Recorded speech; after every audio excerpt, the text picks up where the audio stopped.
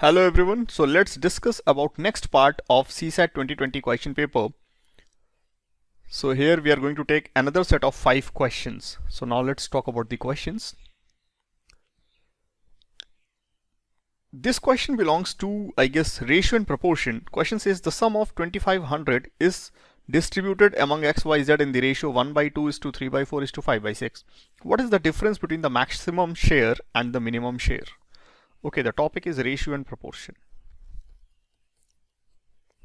Okay, and see everyone, 1/2 is to 1/4 is to 1/2 is to 3/4 is to 5/6, right? Please try to multiply all the ratio term with a number which is what? Which is the LCM of 2, 4 and 6. So LCM of 2, 4 and 6 is what? 12, right? So try to multiply all the ratio terms with 12. So 12 into 1/2 is what? 6. 12 into 3/4 is what? 9. 12 into 5/6 is what? 10, right? So actually this is what? This is equivalent to 6:9:10, right? That's it. So here now we need to divide 2500 in the ratio of 6:9:10, right? So what is the sum? 6 plus 9, 15, 15 plus 10 is 25, right? So 2500 divided by 25 is 100, right? So 100 into 6 is 600, 100 into 9 is 900, 100 into 10 is 1000, right? So what is the question? Question is the difference between the maximum share and the minimum share. So maximum is like 1000 and minimum is 600.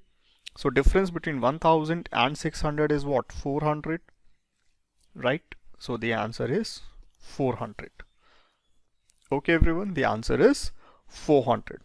This is like a simple question based on ratio and proportion, and this question will take you around 40 to 50 seconds of your, not more than that, right? The ideal solving time for this question is around 40 to 50 seconds, not more than this.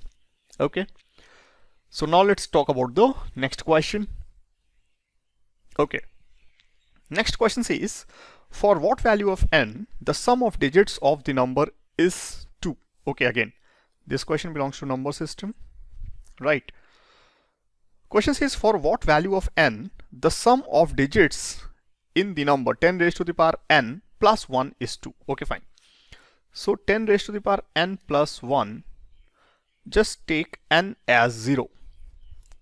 So for n is equal to 0, this is 1 plus 1, this is 2. Okay, so for n is equal to 1, this is what? 10 raised to the power 1 plus 1, which is 11. So obviously sum of digits is what? 1 plus 1 is 2. Okay, for n is equal to 2, right? So this is 10 square plus 1, which is 101, right? Means 100 plus 1, which is 101. So sum of digit is what? 1 plus 0 plus 1, which is again 2, right? So obviously this is true for any whole number, right? This is true like when we are taking n from 0, 1, 2, 3, 4, 5, 6, so on, right? So it is true when we are taking n as the whole number, right? So for any whole number it is true. And yes, first of all, the first option says for 0 only. No, it is true for 1 also. For C option, for any positive integer only. See, 0 is not the positive integer. 0 is neither positive nor negative, right? And D option says for any real number. We need to check for any real number. See everyone, 1/2 is also a real number, right? So 1/2, 10 raised to the power 1/2 plus 1, right? So under root 10 plus 1. So under root 10 is what? 3.16 approx, right? So plus 1. So this is 4.16. So sum of digits is not 2, right? Sum of digits like 4 plus 1 plus 6. We can't say it is 2, right? Because it is 4.16. Fine. So for any real number it is not true. Okay everyone. So it is true for any whole number n. Okay. So it is again a good question based on number system. And yes, this question will take you around 30 to 40 seconds, not more than this. Maximum like 20-30 seconds, not more than that, right? Okay, maximum I'm talking about. In fact, if you are very much comfortable in these type of questions, then this question will take around 4 to 5 seconds of your, that's it. Maximum 4 to 5 seconds if you are comfortable in these type of questions, right? Else if you want to check all the options, then maximum it will take around 30 seconds, right? Anyways, now let's talk about the other question. Okay, again, the next question says, in a class there are 3 groups A, B and C. If one student from group A and 2 students from group B are shifted to group C, then what happens to the average weight of the students of the class? Okay, so this topic belongs to, this question belongs to the topic average, and the answer is no change, right? Why? Because in a class there are 3 subgroups, right? So inside a class, let's say in a class there are 30 students, suppose that. So 10, 10 and 10. There are 3 subgroups A, B and C, right? Fine. So the question is saying one student from group A, let's say one student from group A. So now here 9 and 2 students from group B. So here 8. So here it is 13, right? So there are 3 groups A, B, C. Fine. So, but what is the average? Average is total weight of these students divided by total number of students. So total number of students is not being changed, right? So obviously there is no change in the average weight of the entire class. Question is asking about the students of the class, the entire class they are asking, right? They're not asking about the groups. They're asking about the entire class, right? So there is no change, right everyone? So obviously it's a very simple question. It will hardly take 5 to 10 seconds, not more than this. Just the reading time is required, that's it, right? Only the reading time of the question, and after that only like 4 to 5 seconds, that's it. Okay, now let's talk about the other one. Alright, question is, how many different sums can be formed with the denominations 50, 100, 200, 500 and 2000, taking at least 3 denominations at a time? At least 3 denominations. Okay, everyone, this question is saying at least 3 denominations, right? So this question belongs to permutation and combination, right? At least 3 means 3 at a time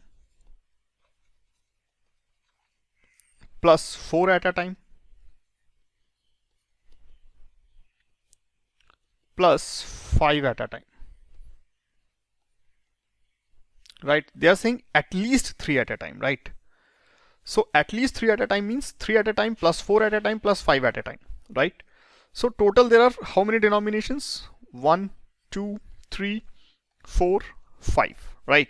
So 3 at a time, so 3 out of 5, so 5C3, and then 4 out of 5, so 5C4, and then 5 out of 5, so this is 5C5. So 5C3 is what? 5C3 is what? 5 into 4 into 3 divided by 1, 2, 3, right? So this get cancelled and this is 2, so 5C3 is 10, right? 5C4 is what? 5 into 4 into 3 into 2 divided by 1, 2, 3, 4, right? So 2, 3, 4 is getting cancelled, so 5C4 is 5.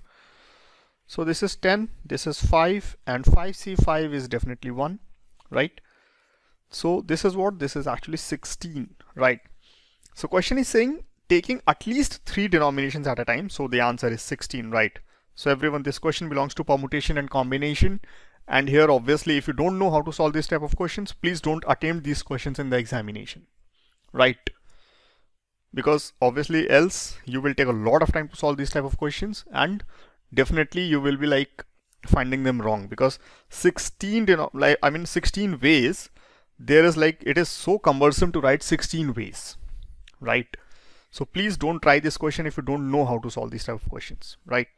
In fact, if you know how to solve this type of question, this is actually an easy question. But if you don't know, this will take a lot of time of your, right? So around 50 to 60 seconds like can be like given to this type of questions, right? This is an ideal solving time for this question, not more than this. Fine. So everybody, now let's talk about the next question. The next question is, a shop owner offers following discount options on the article to a customer, right? The successive discounts of 10, 20% and then pay a service tax of 10%. Okay. Successive discounts of 20 and 10% and then pay a service tax of 10%. Pay a service tax of 10% and then successive discounts of 20 and 10%. See everyone, all these offers are similar, right? Order does not matter. Let me write it. Order of discounts, in fact I should say order of successive discount. Order of successive discounts does not matter, right? So order of successive discounts does not matter, right? So here all the discount options are same for the customer, right?